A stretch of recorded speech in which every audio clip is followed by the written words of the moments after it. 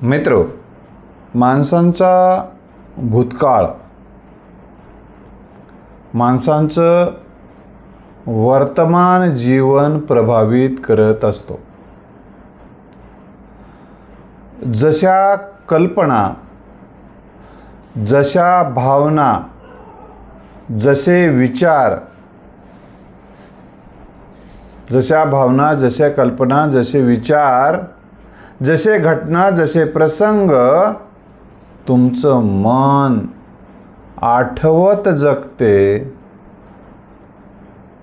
तसा तसा अनुभव वर्तमानातही तुम्हाला यायला लागतो. आता तुम्ही जसं आठवाल तसा स्वरूपाचा आनंद किंवा तशा स्वरूपाचे दुःख तुम्हाला भोगावं लागेल. जसं मानसिक चित्र उभं कराल तसा त्या चित्राचा तुम्हाला अनुभव घेता येईल. आता आपल्या मनावर आहे, सुख आठवायचं, आनंद आठवायचा, तर जे आठवाल त्याचा आस्वाद तुम्हाला घेता येते. म्हणजे एखाद्या गिरणीमध्ये गहू दळले तर गव्हाचं पीठ मिळते, गव्हाच्या पदार्थांचा आस्वाद घेता येईल.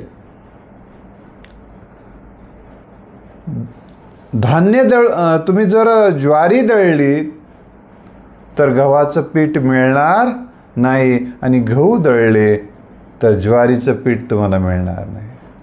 जे पेराल तेच उगवतं. तुम्ही गांजा पेरल्यानंतर ऊसाचं पीक येणार नाही. लक्षात आलं? म्हणजे तुम्ही जे जे काही जमिनीत पेरता तसं तसं उगवत असते.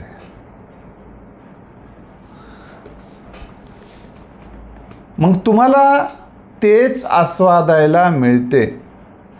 तुम्ही जो स्वयंपाक कराल तोच खायला मिळेल ना. तसं मित्रांनो, ज्या एखादी ऊसाचा रस तयार करणारं यंत्र आहे, मशीन आहे, त्याच्यामध्ये ऊस टाकला तर ऊसाचा रस तुम्हाला आस्वादायला मिळते. तुम्ही दुसऱ्याच पदार्थ वस्तू टाकले त्याच्यात तर त्याचा रस मिळते. एखादा रस काढायचं यंत्र आहे, टमाटा टाकला टमाट्याचा रस, आंबा टाकला त्याच्यात तर आंब्याचा रस, लिंबू टाकलं तर लिंबाचा रस मिळतेच ना. हे वास्तव आपण समजून घेतलं पाहिजे. एखादा व्यक्ती म्हणतो की माझं मन लागणारंय, मला उदास वाटायलंय, मला कसं तरी व्हायलंय, मला अस्वस्थ व्हायला लागलंय मानसिक दृष्ट्या, मला करमना, दिवस जाता जाईना असं व्हायला लागलंय, माझ्या डोळ्यासमोर सर्व अंधार उभा राहिला आहे, दुःख उभा राहिलंय, असं जेव्हा म्हणतो, जे जे तो साठवतो आणि तशा पद्धतीचं त्याला आठवायला लागतं. म्हणून मित्रांनो, आयुष्य कसं घडवायचं हे बहुतांश प्रमाणामध्ये आपल्या हातात आहे. किंवा आपलं मन आपण कसं तयार करतो आपल्या हातात आहे. आपली बॉडी कशी तयारी करतो आपल्या हातात आहे. आपण जर व्यायाम करून मसल पॉवर वाढवले तर मसल पॉवर वाढतात. आपण जर सकारात्मक विचार, सकारात्मक भावना, सकारात्मक कल्पना केल्या, तशा स्वरूपाच्या कल्पना चित्र आपल्या डोळ्यासमोर येते. आणि जे कल्पना चित्र आपल्या डोळ्यासमोर येते ते चित्र जर भयानक असेल तर तुम्हाला भयाचा अनुभव येतो. ते जर चित्र तुम्हाला प्रेरणादायी असेल तर तुमच्या मनामध्ये प्रेरणा निर्माण होतात, उत्साह निर्माण होतो, आनंद निर्माण होतो. बघा तुम्हाला काय करायचं. तर आता आपण बघूया. तुम्ही बघा भूतकाळातील यश आठवून बघा. बघा अजून एक महत्त्वाचा मुद्दा मी तुम्हाला सांगतो की ज्या रंगाचे पट्टे तुम्ही लावाल तशी दोरी तयार होते.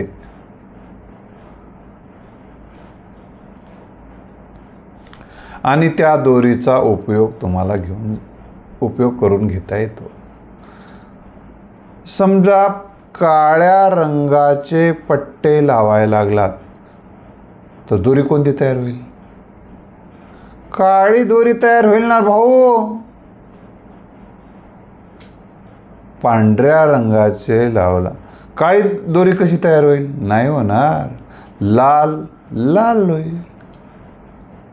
हे नैसर्गिक सत्य आपण जोपर्यंत स्वीकारू शकत नाही तोपर्यंत आपण वास्तवातलं जीवन जगू शकत नाही. लक्षात आलं?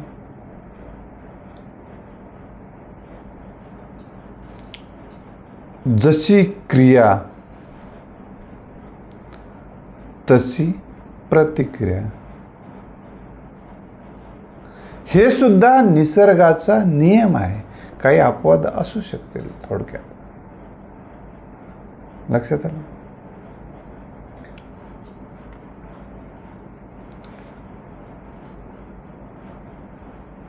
एखादा पदार्थ आहे तुम्ही बर्फाच्या पेटीमध्ये ठेवला तर तो थंड राहील. तोच पदार्थ प्रचंड उष्णता निर्माण केलेले रूम आहे, तिथं प्रचंड जाळ लावलेला आहे, त्या रूममध्ये नेऊन ठेवा, ती वस्तू गरम होईल. तसं मित्र होय माइंड आहे ना, माइंड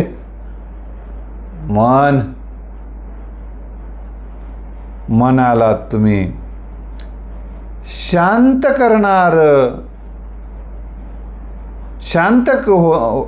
मनाला शांततेच्या रूममध्ये ठेवणार आहात, मन शांत करणाऱ्या रूममध्ये ठेवणार आहात का मनाला अस्वस्थ करणाऱ्या रूममध्ये ठेवणार आहात?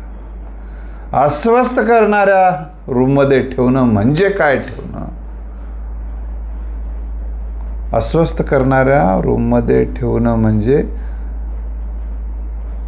नकारात्मक विचार, नकारात्मक कल्पना, नकारात्मक भावना, नकारात्मक घटना, नकारात्मक प्रसंग, उदास निराश करणारी माणसं, पराभव, अपयश, अपमान, आर्थिक नुकसान, धोका, यंत्र असणारे माणसं, द्वेष मत्सर करणारे माणसं तुम्ही जर आठवायला लागला तर मन तुमचं तापायला लागते, अस्वस्थ व्हायला लागते, चीड, संताप, राग आणि द्वेषानं पेटून उठते. तेव्हा तुम्हाला आनंदाचा आस्वाद कसा घेता येईल? तुमच्या ग्लासामध्ये पाणी आणून ठेवलेलं आहे, त्या इथं पाणी ठेवले, एका बाजूला मीठ ठेवले, दुसऱ्या बाजूला साखर ठेवले.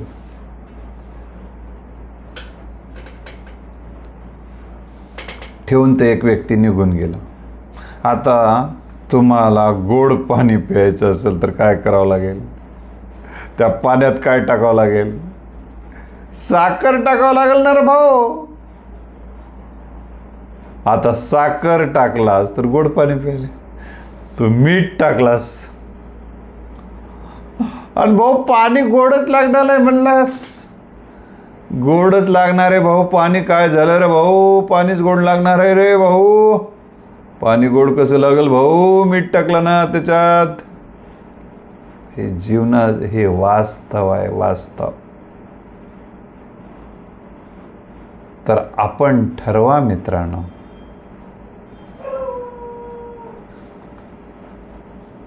काय निर्माण करायचं.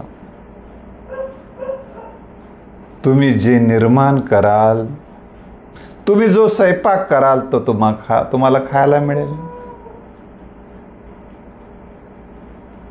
तर तुमचं भूतकाळ 2 पद्धतीचं असतं. आता त्या कोणत्या भूतकाळाला तुम्ही प्रज्वलित करता, कोणता भूतकाळ आठवता, तसे आज अनुभव तुम्हाला यायला लागतात. तुमच्या जीवनातलं यश तुम्ही आठवलं, तुमच्या जीवनातला यश आठवा, यशाला प्रेरणा मिळेल आणि आनंदही वाटेल तुमच्या जीवनातला. हे बघा 2 पद्धतीच्या दोऱ्या मन वळत असते. एक यश, आपल्याला कसं यश मिळालं आहे, कसं यश मिळालं होतं, आपण 10वीला कसे पास झालो, 12वीला पास झालो, कुठं कुठं पास झालो, हे सगळं आठवायला लागा ना. म्हणजे यश आठवायला लागा ना तुम्हाला. आत्ता बसून मस्त असं तुम्ही बघा, कल्पना करा, यश आठवा, लिहून ठेवा मात्र अगोदर. यशाचे प्रसंग सगळं लिहा, ते वाचा, 2-4 वेळास खटखट वाचून टाका. तुम्हाला कुठं कुठं यश मिळालं, कुठं सत्कार झाला, कुठं यश मिळालं, कुठं सत्कार झाला, यश आणि सन्मान आठवा. आनंद वाटायला लागेल बेटा आत्ताच्या आत्ता. तुम्ही सकारात्मक घटना, प्रसंग, प्रेरणादायी व्यक्ती आठवा. काही व्यक्तींच्या आठवणी अतिशय सुखद, प्रेरणादायी, आनंदी, मन प्रफुल्लित करणाऱ्या आणि मनाचा मोर करणाऱ्या असतात.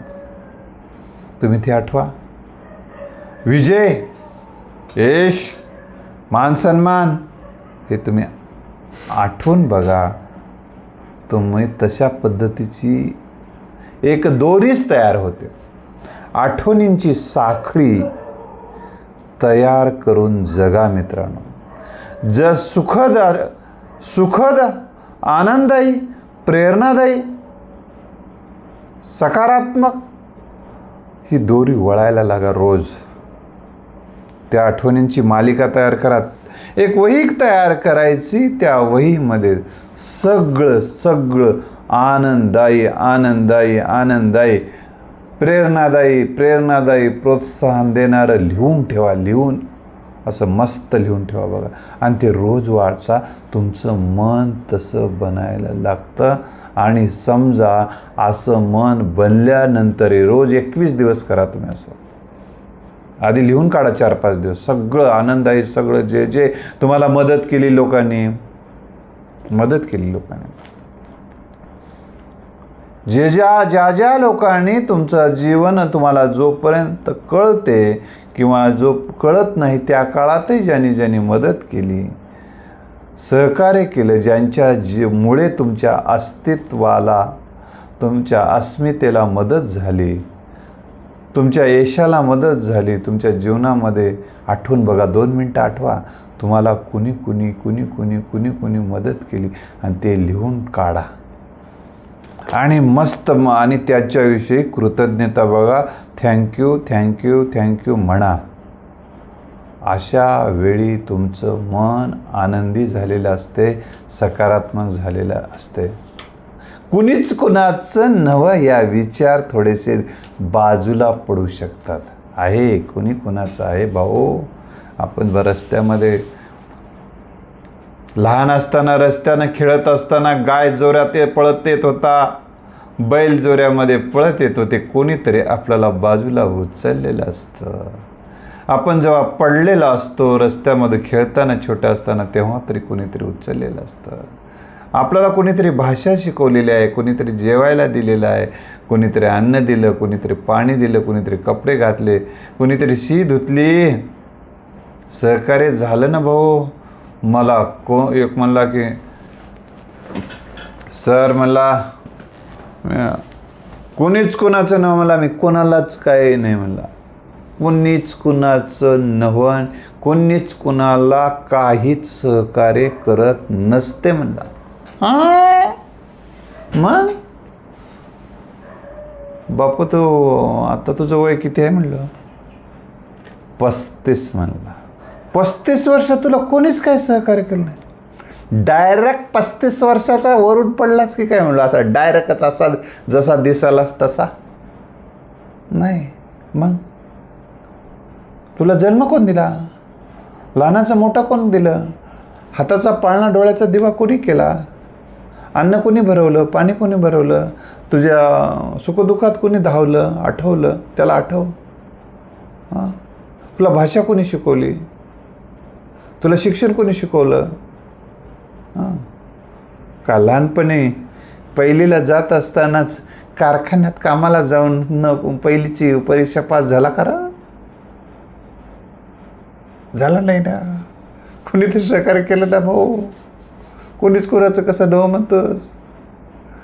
हां, तर हे जर असा विचार आपण जेव्हा जेव्हा मनाला करायला लावल तेव्हा जाणीव व्हायला लागते, नाही नाही नाही आपण हा विचार करतोय चुकीचा आहे, नाही आपल्याला मदत झालेली आहे, हे तुमचं मन तुम्हाला सांगायला लागेल. आणि पर्सनॅलिटी जी तुमची आहे ना, एकारलेली, एकांगी विचार करणारी, नकारात्मक विचार करणारी, कोणीच कोण न म्हणणारी, ते बदलेल. तुमचं संतुलित विचार व्यक्तिमत्व बनेल.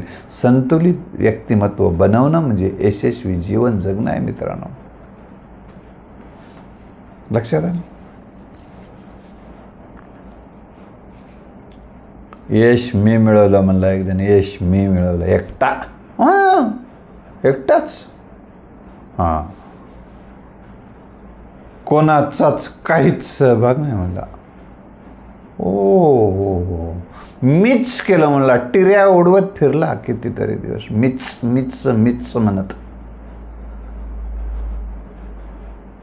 लक्षात आलं?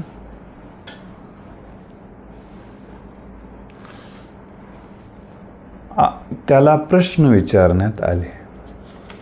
तेच तुम्हाला काही प्रश्न विचार. त्याला काय प्रश्न विचारण्यात आले? सगळं तूच केलंस. पुस्तकं तूच लिहिलं होतंस.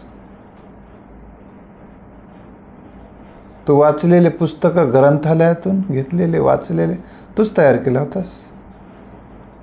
तुला शिकवलेले माणसं तूच तयार केला होतास.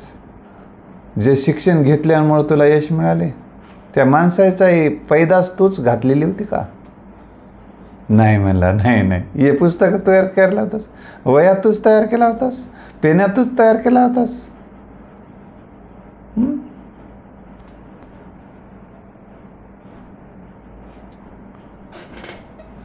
रस्ते तूच तयार केला होतात. परीक्षेला जायला जाताना जे रस्ते होते त्या रस्त्यावर गेलास की नाही?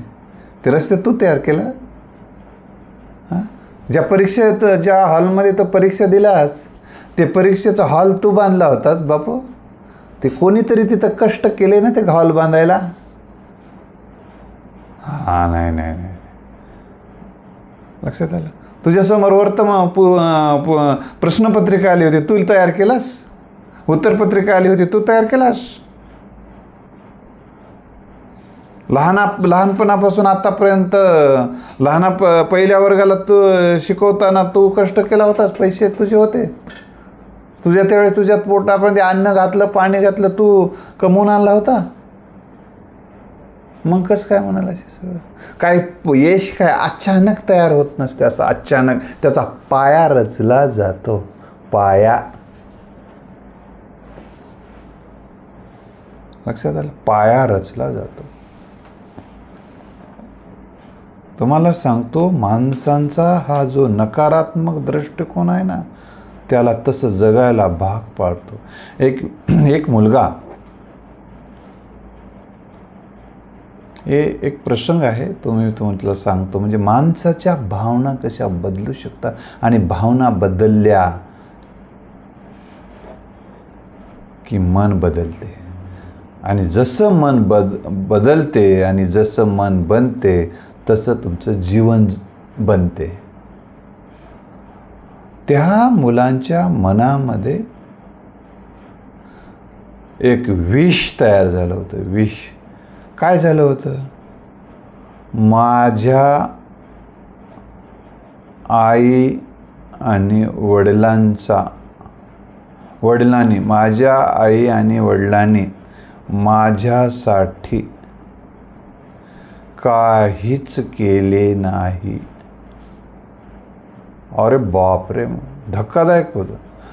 त्याच्यामुळे त्यांच्यासोबत मी आनंदाने प्रेमाने वागू शकत नाही, असा त्या मुलाचा, तसं त्या मुलाचं मन बनलेलं होते. हे बघा, मन जसं बनते तसं बदलते. पण मन बनते पण बदलते देखील.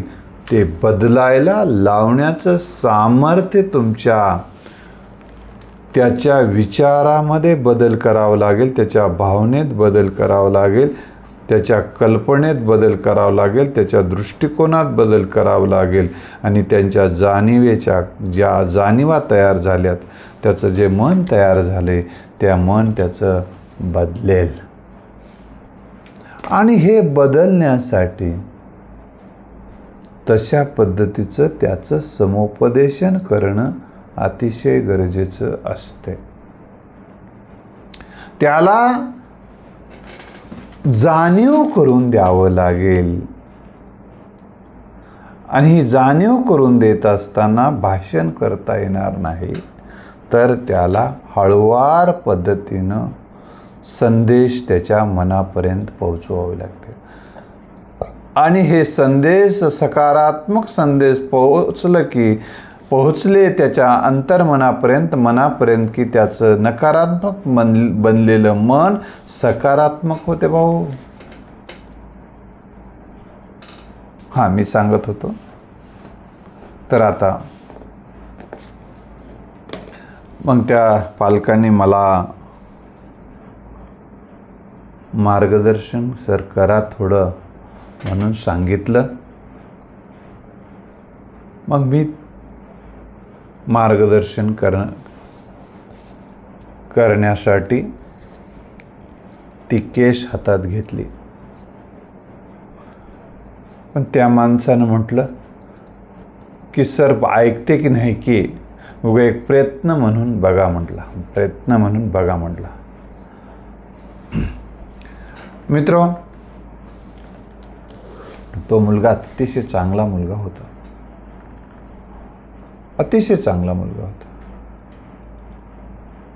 परंतु कुणीतरी कशामुळे त्याच्या मनात त्या विचाराचा उगम झाला काही माहिती नाही. मी त्याचा काही शोध घेतला नाही पुन्हा. परंतु त्याचं ते मन बदलण्याचा प्रयत्न मात्र झाला. हे मी एक उदाहरण तुमच्यासमोर ठेवतो. याचा उपयोग तुम्हाला काय होईल, तर तुम्ही त्याच्याशी कसं बोलावं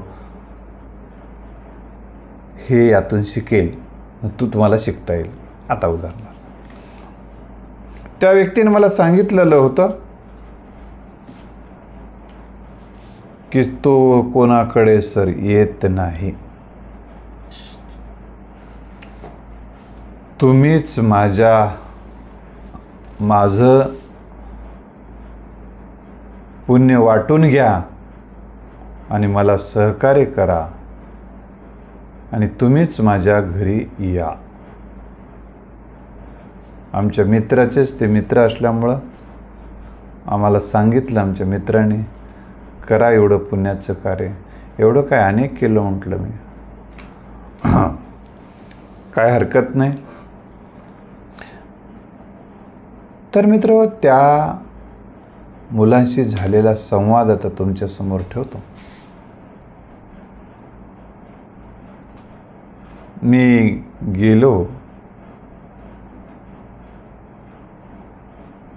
अगोदरच त्या व्यक्तीनं मला सांगितलं होतं मुलगा घरी राहतो. मी गेलो. गेल्यानंतर मुलांनी दार काढलं. काय बेटा, काय छान, कसं काय चाललं? काय नाही. तो मुलगा, बसा काका, बसा बसा म्हणला. मी बसलो. पहिल्याच वेळेस म्हटलं त्याला, तुझ्यावर किती छान संस्कार आहेत बेटा म्हणलं. बघा, त्याला बरं वाटलं. त्यानं पाणी आणून दिलं.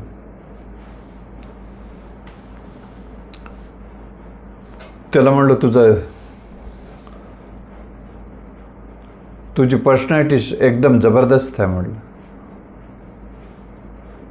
बरीचशी माहिती अगोदरही मी काढलेली होती. तुला खेळामध्ये आवड दिसते बेटा म्हणलं. हो म्हणला, खेळात आवड. बक्षीसं पण मिळाले असते म्हटलं. हो म्हणला, बक्षीस, एखादी ढाल किंवा एखादं प्रमाणपत्र वगैरे असेल म्हणलं तुझ्याकडे? हो म्हणला काका, खूप आहेत. तो मुलगा मित्र 10वीचा मुलगा आहे, लक्षात ठेवा. फार मोठा मुलगा नाही. बघ, हो, तो आणला, दाखवला. मेडल होतं त्याच्याकडे, प्रमाणपत्र होतं, फोटो होता, ते दाखवला. खुश झालं. त्याचं कौतुक केलं मी, पाठीवर थाप मारला. वाघ रे वाघ. आता तुम्ही म्हणाल याचा आणि ते सांगतो म्हणला होता त्याच्या आईवडिलाविषयीच्या नकारात्मक त्याचं. तिकडे चाललो, थोडं थांबा, एकदम नसते. लक्षात आलं? पार्श्वभूमी तयार केल्याशिवाय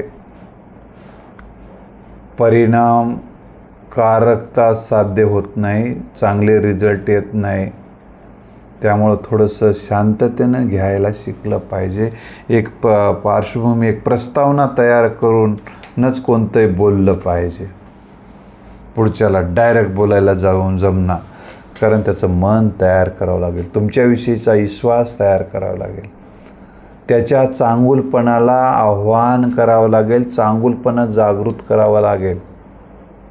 मग त्यानं चांगलं बोलायला लागते, चांगला प्रतिसाद आहे.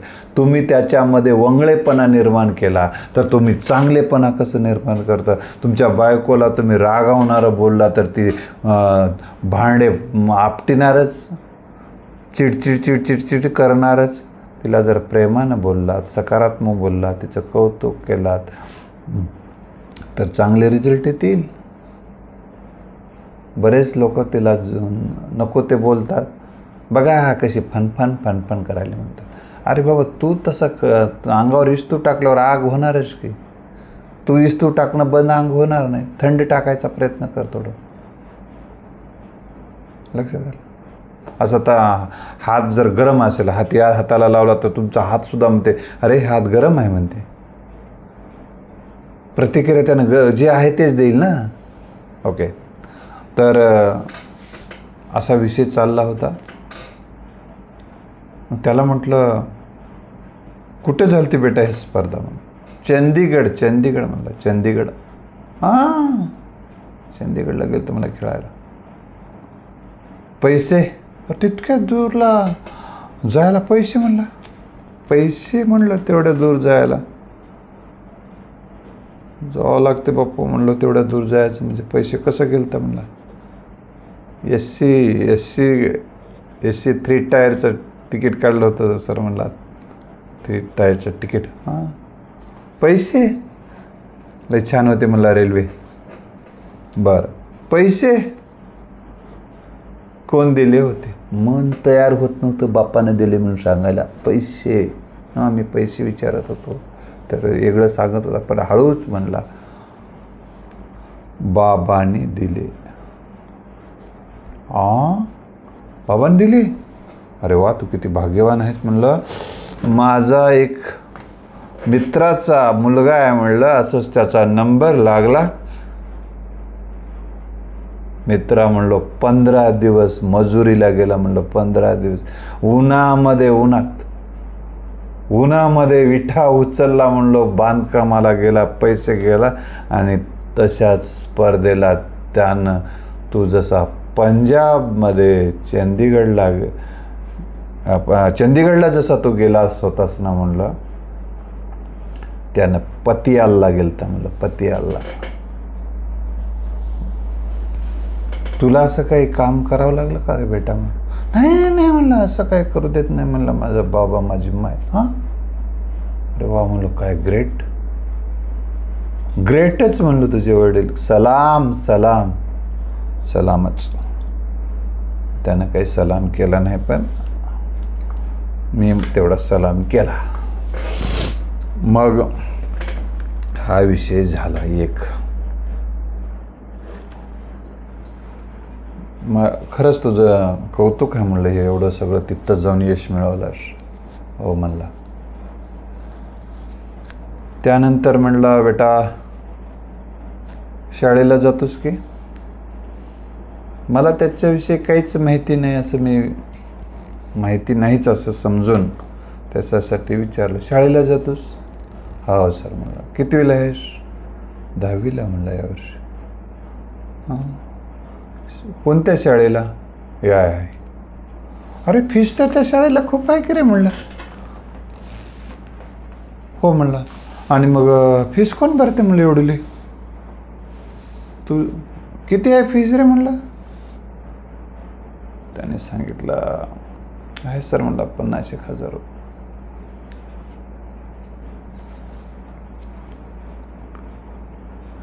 मग ते कोण फीस भरते म्हणलं? आई बाबा भरतात म्हणलं. बरं, फीस भरतात. हे कधीपासून भरतात म्हणलं? याच वर्षी 10वीलाच भरलेत की पहिलं कधी भरलेत की नाही म्हणलं? नाही, बालवाडीपासून अंगणवाडीपासून म्हणलं. अंगणवाडीपासून तेच भरतात म्हणलं. अंगणवाडी. बरं बरं बरं बरं. बालवाडी, anganwadi, first, second, third, fourth, fifth, sixth, seventh, eighth, असे सगळे वर्ग. फीस कोणी भरली? हां. कपडे कोण घेतले? आई वडील. तुला म्हणलं, आता शाळेला जाताना डब्बा कोण करून देते रे म्हणलं? आई करून देते सर म्हणलं. आई करून देते म्हणलं. वा वा म्हणलं. अनेक मुलांना बेटा म्हणलं आई वडीलच नाहीत. कुठेतरी मेसवरचा दिलेला डब्बा किंवा न डब्बा घेताच मला नाश्ता वगैरे करून शाळेला जातात. दुपारी आल्यानंतरच त्याला जेवायला मिळते. म्हणलं तुला सकाळी जेवायला मिळतं? म्हणलं हो, सकाळी गरम गरम मिळते म्हणलं. कोण करते? आई. आणि हे घर कोणाचं आहे रे म्हणलं? आमचं आहे म्हणलं सर, आमचं आहे म्हणलं. कोण बांधले म्हणलं? बाबाने माईनं पैसे देऊन बांधून घेतलेत म्हणलं. पैसे देऊन. बरं बरं बरं म्हणलं. तुला किती भाग्यवान आहेस म्हणलं.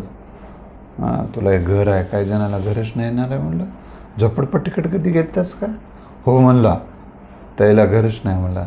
ते वारं आलं, झोपडी उडून जाते पोरा म्हणलं. पुन्हा झोपडी बांधावी लागते अनेकदा. पाणी जेव्हा थाय थाय थाय थाय नाचते, त्या झोपडी गळायला लागते. रात्र रात्र जागून काढतात की नाही? हो म्हणलं. तुला तसं जागावं लागतं? नाही. अरे तुमचं लई थंड घर दिसायला रे म्हणलं.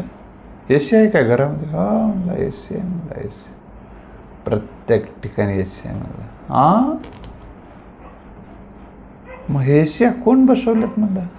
हां, बाबांनी बसवलं सगळं. ते AC झोपतोस की म्हणलं? हो म्हणलं सगळं. मित्र, असा बराच वेळ संवाद साधला. प्रत्येक गोष्टी तुम्ही प्रश्न कसं विचारता तसे उत्तर येतात. तुम्ही असे प्रश्न विचारा की त्याचं उत्तर तुम्हाला हवं आहे तसं मिळत गेलं पाहिजे. बाबांनी केलं, आईनं केलं, बाबांनी केलं, आईनं केलं, असं म्हणून म्हणून म्हणून घंटाभर सांगत होता का. तसेच प्रश्न मी त्याला विचारत. टूरला गेलेले, अमुक गेलेले, असं हळूवार गप्पा मारत मारत मारत. तर मित्र हो, त्याचं मन एवढं तयार झालं मी निघून आल्यानंतर त्यांनी मला त्याच्या वडिलांनी फोन केला सकाळी. अनंत उपकार झाले सर. म्हणलं अनंत उपकार. म्हणलं काय उपकाराचं काय? म्हणलं मग एस टीमध्ये बसलं तरी असंच बोलत राहतो. म्हणलं चांगलं. माझा बोलणे हा माझा आवडीचा उद्योग आहे म्हणलं.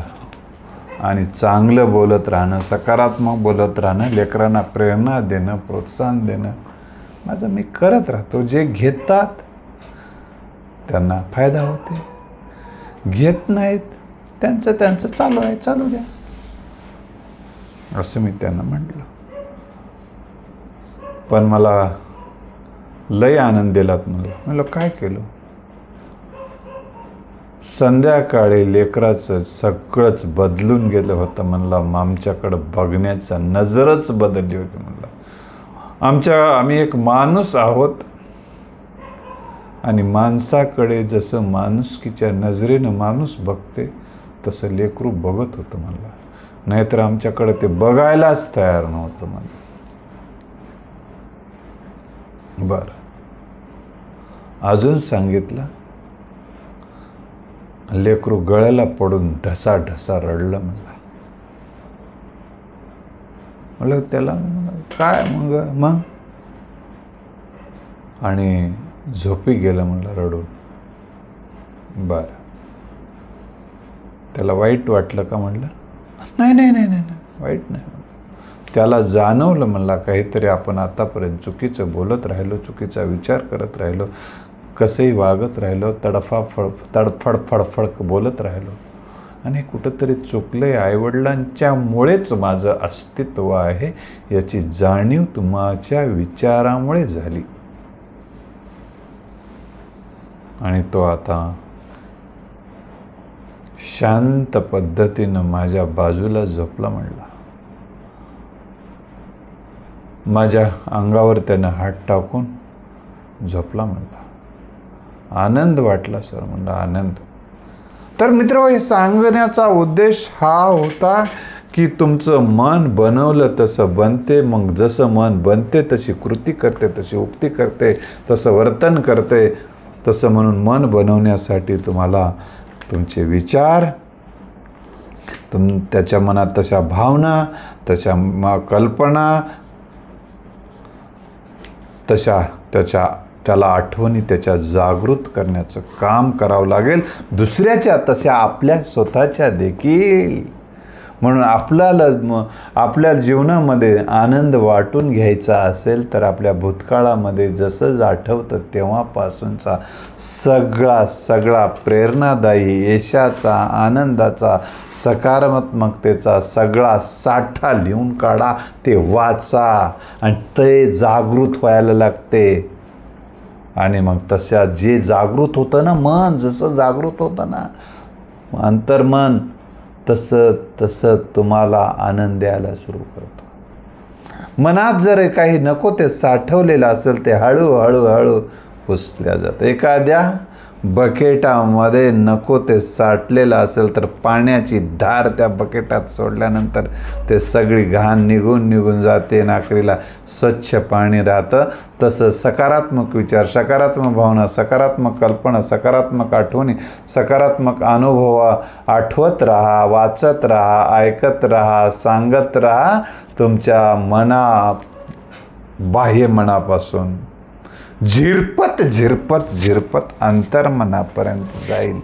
आणि अंतर्मन आणि बाह्य मन जेव्हा तुमचं सकारात्मक बनेल तर तुमच्या जीवनामध्ये प्रेरणादायी जीवनाला सुरुवात होईल, आनंददायी जीवनाला सुरुवात होईल.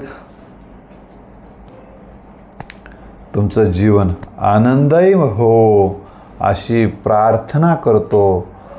तुमचं जीवन सुखदायी, प्रेरणादायी, आनंददायी, तुमच्या जीवनात सुख निर्माण हो, आनंद निर्माण हो, तुमच्या मनासारखं घडो, तुमच्या जीवनामध्ये आजपासून सकारात्मक विचार, सकारात्मक कल्पना, सकारात्मक भावना, सकारात्मक अनुभव, सकारात्मक व्यक्ती, जे जे सुखद, जे जे प्रेरणादायी, जे जे आनंदी आहे आठवत राहो, तसं तुम्ही लिहित राहा, ते साठवत राहा.